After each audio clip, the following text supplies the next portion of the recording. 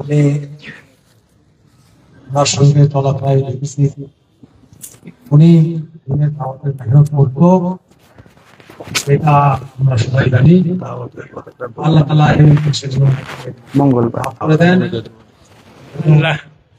জামাতে যারা শরীর হয়েছে সকলকেই মাফ করে দেন।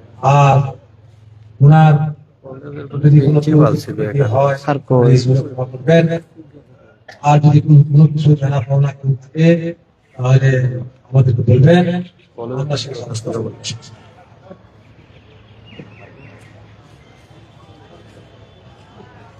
সম্মানিত উপস্থিতি, এই পর্যায়ে আপনাদের সামনে সংক্ষিপ্ত আকারে যেহেতু পরীক্ষা শুরু হবে, আমরা ওনার ছেলে মোহাম্মদ তারেকের কিছু বলার জন্য অনুরোধ করছি।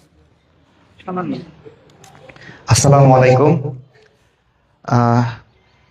শাহজাদান কলেজের সম্মানিত অধ্যক্ষ স্যার এখানে আছেন এবং অন্যান্য স্যাররা আছেন এবং লতিফপুর এবং আশেপাশে আমার বাবার বন্ধুবর প্রতিবেশী যারা আছেন সবাইকে সালাম জানাচ্ছি।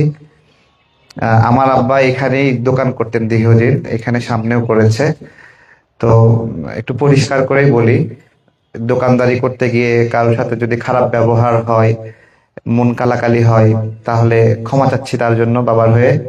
আর যেহেতু দোকান করতেন অনেকের সাথে লেনদেন থাকতে পারে, তো এরকম যদি থাকে যে বাবার কাছ থেকে কেউ টাকা পান অথবা কখনো কোনো খারাপ পণ্য পেয়েছেন, ঠকেছেন এরকম মনে হয়, তাহলে আমি এখানে আমাদের হুজুর আছে, আমাদের মসজিদের হুজুরকে বললে, আমাকে খুঁজে না পেলে হুজুরকে বললে, হুজুর আমাকে বললে আমি সেটা মিটাই দেবো ইনশাল্লাহ। আর হলো আমার বাবাও যদি কারো কাছে কিছু টাকা পেয়ে থাকে তাহলে আমি ওইটা ছেড়ে দিলাম বাবার পক্ষ থেকে। কারো কাছ থেকে আমরা কিছু এটা চেয়ে নিচ্ছি না, সব আমি ছেড়ে দিলাম। আর হলো যদি জমি জমা বিষয়ে অথবা অন্য কোনো দ্বন্দ্ব থাকে যা আপনার অধিকারকে ক্ষুণ্ণ করেছে, আপনি ঠকেছেন মনে হয় এরকম, বা পাওনা আছেন এই ধরনের বিষয়, অথবা কোনো ঋণ যদি এরকম থাকে, যদিও সচেতনভাবেই আমি জানি বাবা ঋণ করেন না, কোনো সমিতির মাধ্যমে কখনো ঋণ করেননি, তো এরপরেও যদি এরকম হয়ে থাকে আমাকে একটু জানাবেন।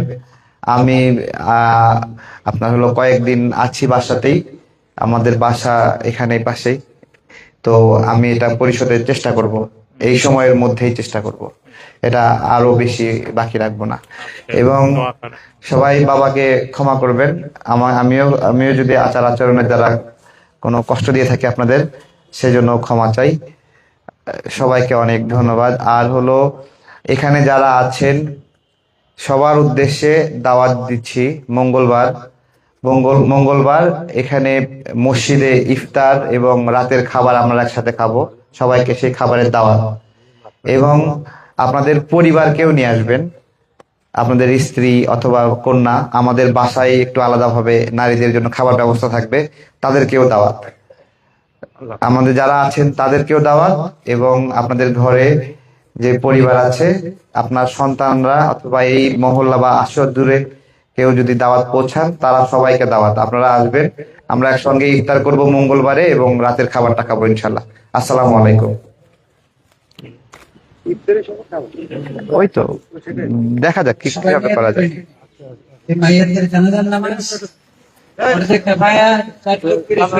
আমি নামাজ পড়ছি একবার, আমি নামাজ পড়ছি জানাজা।